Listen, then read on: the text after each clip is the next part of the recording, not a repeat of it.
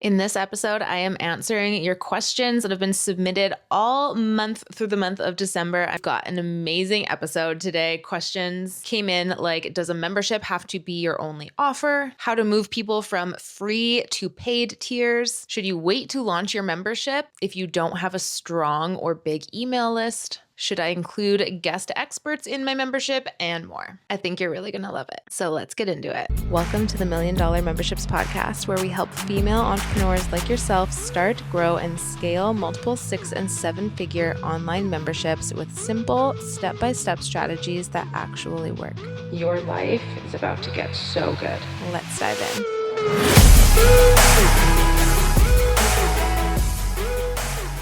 What is up, everyone? Welcome back to the $1 Million Memberships Podcast. I am your host, Paige Vandy. If you are new here, welcome. I am so excited to have you here on this podcast. We talk all things building extremely sticky, profitable, successful online membership communities. And if you are just joining us here, we have a ton of good episodes to scroll back and catch up on. This podcast actually started as a 9-part training series. So if you go back to the first 9 episodes of this podcast, I really take you through my personal 7-step framework that I use inside of my membership, $1 Million Memberships Club, that I have used inside of my business to build my personal memberships. So if you haven't listened to that series, I definitely recommend you scroll back and catch up. They are absolutely incredible. We had such good feedback on it. And so I just continued the podcast because you guys were loving it. And I obviously love talking about this. So it's a win-win. But if you are new here, welcome. So stoked to have you. And because I am recording this the last Monday, or this is going out on the last Monday of the month, it means this is our Q&A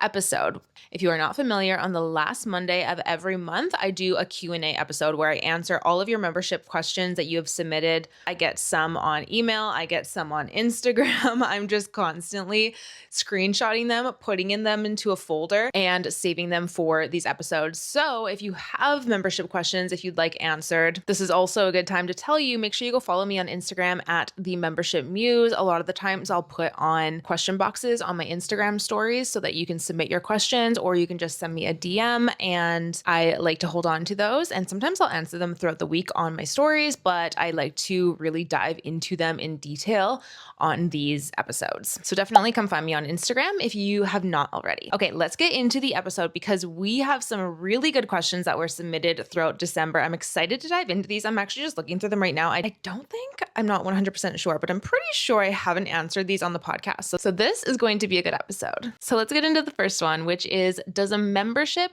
have to be your only offer? So instead of giving like a yes or a no, because there isn't really a yes or no answer to this, it completely depends. It depends on what your priorities are for yourself. It depends on what your mission is. It depends on what you do. Can that be packaged up into a membership and still get people really incredible results? There's so many factors here. So an example, I'll give you an example. Personally, for me, I teach people how to grow really successful multiple 6- and 7-figure online membership communities. That's what I do. So within that mission, within that goal of what I do to help people, there are multiple avenues that I could take to get people there. I could take one-on-one clients where I work with people for a more expensive rate, closer, where I'm getting on calls with them, where I have them in something like Voxer, where I am really in communication with just them one-on-one. I could do that, and I could give people that same transformation, right? I could get people multiple 6- and 7-figure memberships from doing that. I could just have a wait list and have people wait until there's a spot that opens up. Or I could take everything that I would be teaching those people anyways, and I could package it up into an online membership. I could package up all of my frameworks, all of my methodologies, all of my templates that I personally use. I could just do the work, which obviously is a lot more work up front than just taking on people one-on-one, because you're kind of working with them as you go. It's a lot more work to take something like what I do, package it up into a membership with all of the frameworks, all of the things. But that way, people are still getting the same information.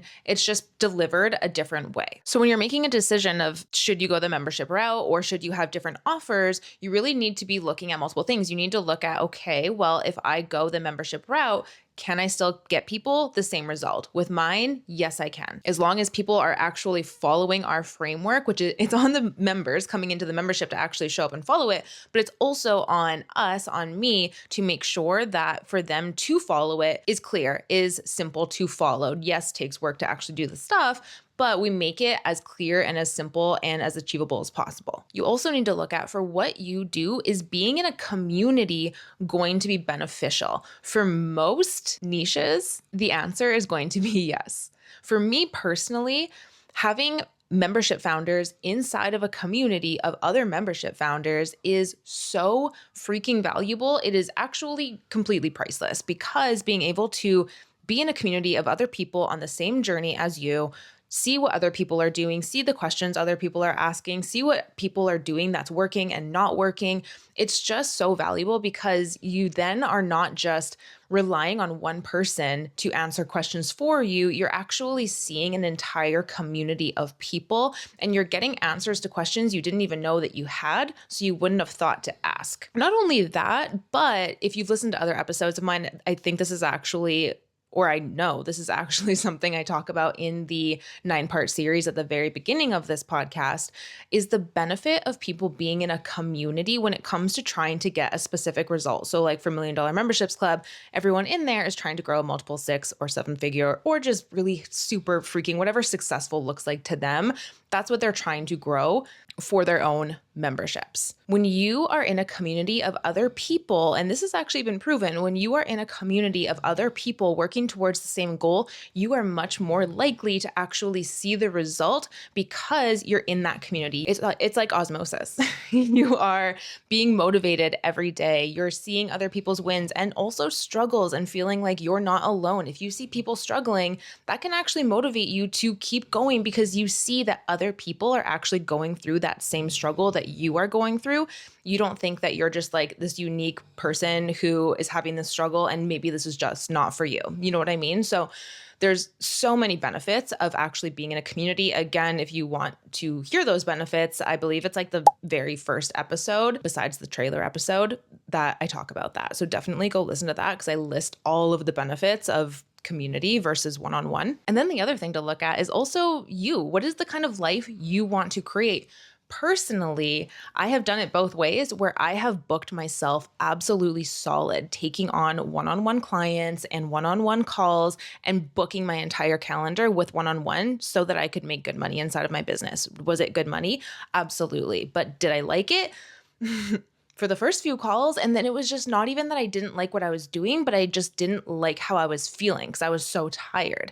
It's like you can get burnt out doing the things that you love, and that's what was happening to me. I loved what I was doing. I loved my clients. I loved getting on calls with people, but like to be on 5 calls a day, not have any time for your own stuff, not have time to have any creative time to think of your content, all of it, it wasn't for me. I personally like to have a really open schedule. I like to teach. And so personally, I like to be able to get on 2 calls inside of my membership every single month, where I can lead a workshop and I can sit face to face with people and answer their questions and talk to them and really have that connection point with my people. But then I also like for them to be able to use our content, use our resource hub, use our template vault, be able to get the same results, but without me having to actually be on the computer or in my Voxer to get them that result. You know what I mean? So also just look at your lifestyle. What are you wanting to work towards? So personally, it's very rare that I promote anything else. My main core offer is always going to be my membership. And that just makes it simple too. It's like, I know what my call to actions are going to be. I know what my messaging is going to be. It's easy to come up with my marketing and my content because I'm not trying to split my focus between all of these different offers. I can go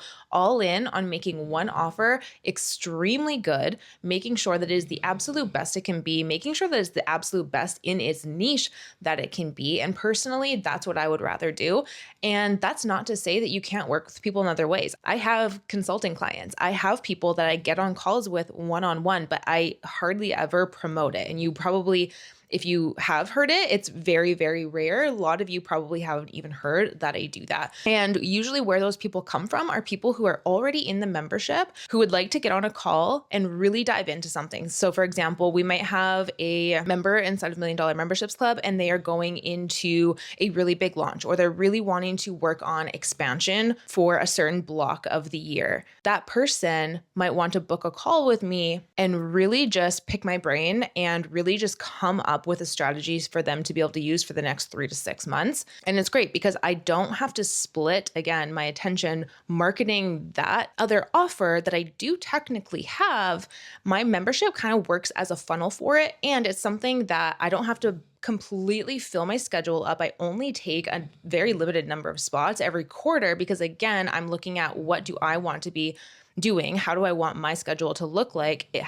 Personally, for me to make $1 Million Memberships Club the absolute best it can be, I need a free schedule. I'm somebody who I need time. I need time to be able to do my visionary work and my creative work. And that's how I like it. If I can really have that time to pour back into my membership, that's how I know it's the absolute best, and how the people who are inside of it, who do the work, are going to get that end result of building a multiple 6 and 7 figure membership. So personally, that's how I like to look at it. And I also look at, is this in the best interest for my audience? And for me, the answer is yes. So it's really a matter of looking at that for you. So I think the wrong question to ask is, does my membership have to be the only offer? And the right question to ask is, for what I do, what offer allows me to create the biggest impact and the most sustainable life while giving my audience the desired end result? Question number 2 is, how do I move people from free tiers into a paid tier? So if you have something like a free community where you that's maybe your top of the funnel, where you get people from your Instagram audience or your social media audience and you get them into your free community, and then you have a paid community on the back end of that. So your membership, the number one thing that you have to do, is not even a non-negotiable, is you have to have scheduled in incubator events throughout the year. Incubator events, if you haven't heard of it, it's okay because it's a term I made up inside of $1 Million Memberships Club. Basically what it is this is a live sales event. It's a planned sales event. It's something where people actually have to get off of social media and sign up to come be a part of this event. There's usually a time that it's being held, a date that it's being held, and they have to physically, virtually show up to that event. So instead of just having your free community and constantly trying to tell people, hey, by the way, I have this paid community, people aren't going to move unless they have urgency to move, unless they have an actual reason to move right then and there. People will always just wait. There's always going to be a better time, and it's going to be very hard to grow your membership at a pace that I'm sure you want to grow it if you are not doing incubator events. So incubator event, this could be something like a free workshop. This could be a free masterclass. This could be a boot camp, a challenge, whatever it might be. It needs to be something that is bringing people all together off of your social media, and you are giving them the opportunity to go into your membership right then and there. So in order to get people to really, to not only budge, but in order for you to just have big sales inside of your membership consistently, you need to have these 3 things. You need to have 1, very potent visibility. If you don't have visibility, you're not going to have sales. Visibility is literally the oxygen to your membership. So that is number 1. You have to have visibility. Number 2 is you have to give people a reason to buy. What is so different about your paid membership than your free? And is that difference so crystal clear? Are you really hammering home to your audience of why they need that paid membership rather than just being in the free community? Is it very, very obvious what the reason is that they want to make that move right now? What is that result that they're going to get? And then number 3 is you have to have the urgency. So they might understand, oh, there's a huge benefit of being in the paid. That sounds amazing. This is the result I would get. So that's number 2, the reason why. But then to really piggyback on that, you now have to follow that up with urgency. And what I mean by that is they have a certain window to buy, or else cannot get in, or they have a certain window to buy at a certain rate or with a certain bonus, and then it drops off. So you have to have some kind of urgency, whether that is doors closed or whether that is a bonus dropping off or a challenge is starting and they're going to miss out, whatever it is for you, depending on if your membership is open, close, evergreen, whatever that is for you. Just pick something and make sure you have it. Question number 3 is, should you wait to launch a membership until you have a strong email list? So again, a little bit of a nuanced answer here, but first things first is you need to have some sort of audience. Does it have to be an email?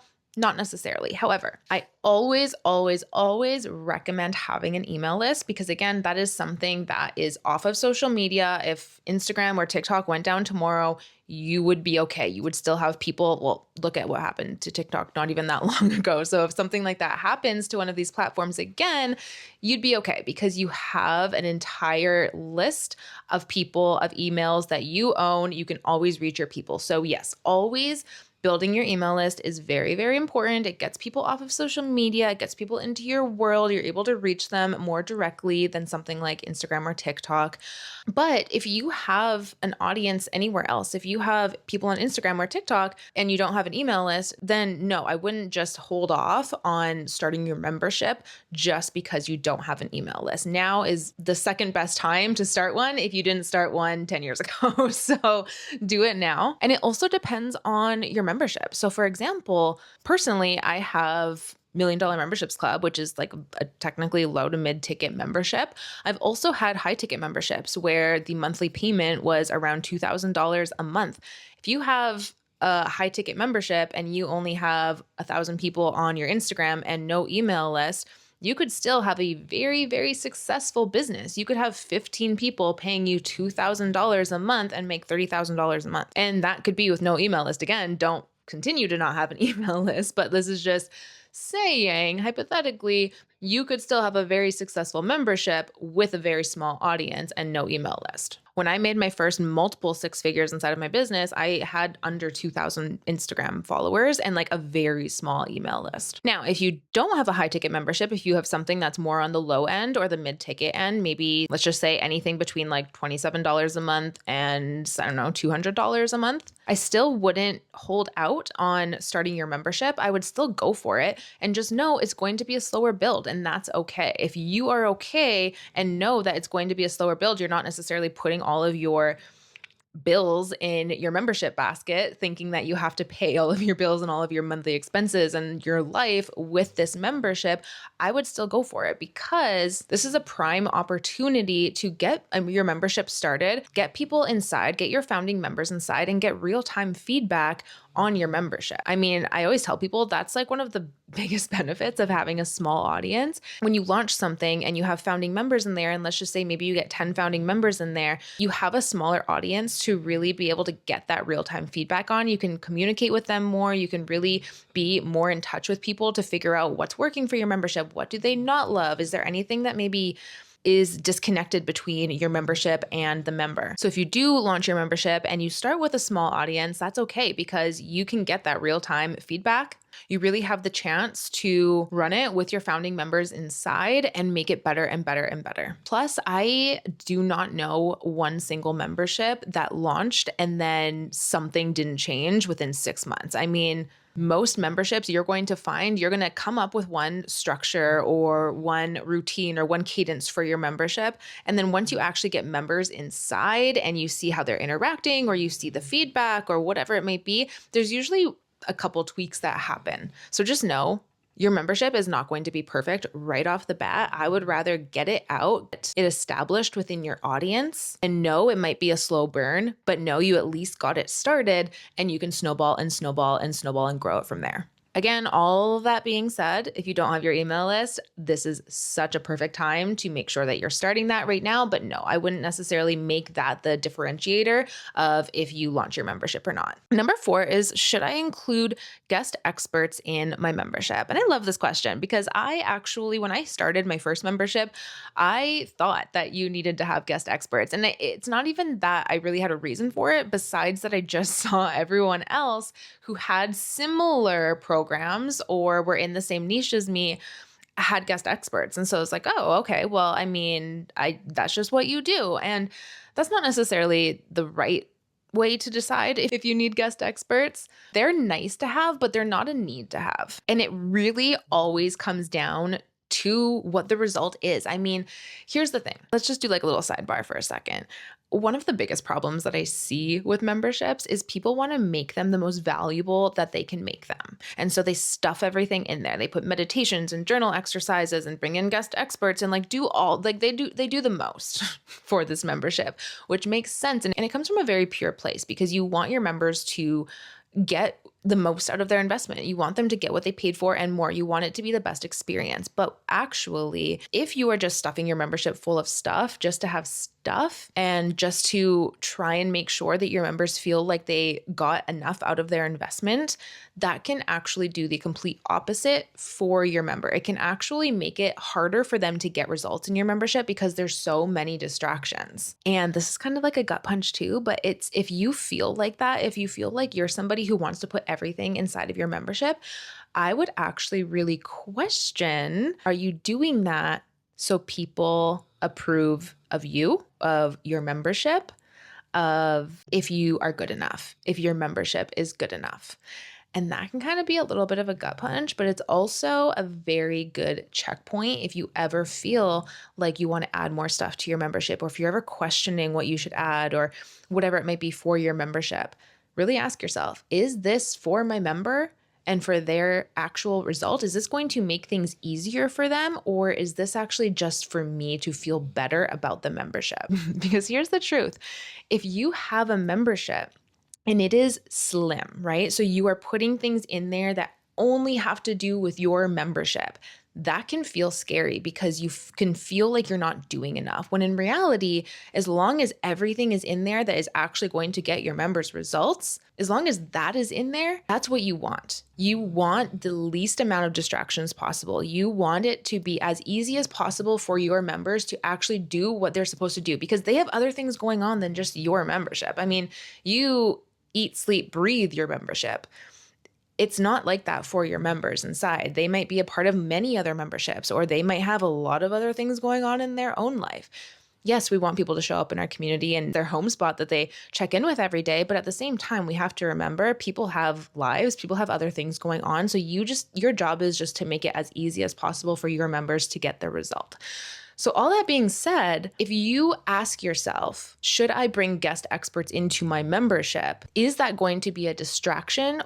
Or is that actually going to deepen their transformation? Is it actually going to be something that is really going to help them get a transformation? And there's no right or wrong answer here. Some memberships do really well with guest experts, but some it's just a distraction and it's not necessary. So that is the question I will get you who asked this, and anyone else who's listening to this who might have been thinking this, that's the question I will get you to ponder. And if you are ever on the line, ever unsure, the best answer is always going to be go without. Because if you are unsure, but then you go with it and you put guest experts in there, it's going to be harder for you to remove those because the people who joined, they had guest experts in like the list of deliverables that they get with their membership, right? Like that's part of what they're paying for. So it's going to be a much bigger hassle to remove that deliverable and then modify people's payments and investments and send out notices and all of the things than it is to then just add guest experts and then have the people who had already joined get this like bonus thing that they're not even paying for because they joined before it was even a thing and they're just grandfathered into it. So always, if you're unsure, go without, add later. It is always easier to add than remove. Question number 5 is, I'm thinking of starting a membership, but I'm not sure what will be best. What membership niches are doing well right now? The first thing I'm going to say to this one is what membership niches are doing well right now is actually the wrong question to ask. The right question that you should be asking yourself is, what are you so freaking talented at? What are you so good at? What do people come to you for? If you can just think back, whether you are in business or health, or maybe you are just getting into the online space and you're completely coming into this new, what are things that you excel at? What are things that people already ask for your support with or ask for your advice on? What problem are you able to solve over and over again? What is something that maybe you've personally overcome that you have an actual framework for? You know how to get people from A to Z, or you know how to get people a specific result, or what transformation can you deliver in a repeatable way, or where is an area of your life that you feel community needs to be around this, that this would do so well bringing people together. Because quite honestly, every membership niche can do extremely well. It's not about what niche is doing well. It's about what is the transformation that you can get people, and is that something that people actually need? Is that something that people will actually opt in for and pay for? It's not about a niche doing well or not doing well. Niches in general don't fail. Like literally, you can have $1 million membership with the craziest, most specific niche, like curling hair or learning how to draw or whatever plant care. Like literally anything can be an extremely successful membership. It's not about what the niche is, and niches don't fail.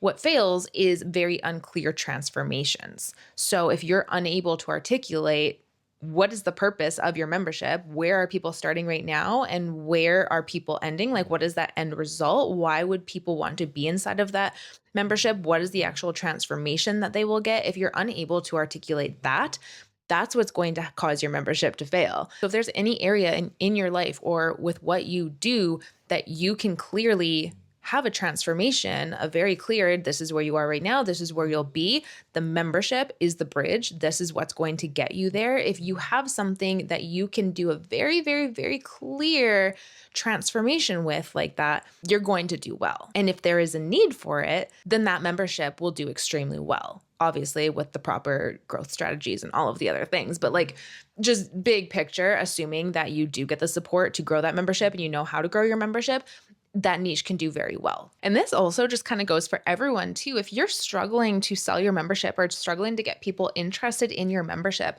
this is one of the things I would really, really encourage you to look at is, what is your transformation? What is that transition statement or that transformation statement that you have? You help people get from this certain point to this certain point, and your membership is the bridge. What is that? What is that point A, and what is that final point? Those need to be so clear, and it has to be clear that your membership is the bridge to get them there. So if you are struggling in any way to get people interested in your membership or opt into what it is that you have to do, that is the first place I would actually start, is your messaging. I hope this episode really helped you guys. I loved these questions. I thought these were pretty unique questions I don't get all of the time. So I loved these questions. If you have any follow-up questions to this episode, Spotify is like really getting ahead of the game right now, and they put a questions feature on podcasts. So you're actually able to leave comments on the podcast episodes, which I think is absolutely incredible. So if you do have questions, that's such a cool place to do it. Or again, you can come onto my Instagram, follow me at the Membership Muse, send me a DM. I'm always in there checking them. I'm always in there talking to you guys as well. So that's another good place. Again, I screenshot everything, I put it in a folder, and I pick questions for these episodes. And I also answer them throughout the week on my Instagram. So definitely come follow over there if you're not already. We also have some really exciting things coming up in January. I've decided I'm going to host another free membership training coming up in January. More details will release on that probably actually in the next podcast episode. So episode after this one, I believe, don't like hold me to that because I'm just trying to remember this off of the top of my brain right now, but I'm pretty sure next week I'm going to start giving some details on that because it's going to be coming up in January. So if you are growing your membership right now, if you have a membership and you're really wanting to expand this year, maybe that's your goal for 2026, is absolutely kick things up a notch, expand, get more members inside of your membership, and really just make that your focus for 2026. This is definitely going to be a training you want to be on. So I'm excited to give you more details on that. Other than that, that's it. I love you guys so much. Thank you for being here. If you haven't hit follow or subscribe to the podcast yet, make sure you do that so you don't miss new episodes. Other than that, I will see you guys next Monday for another episode. Bye.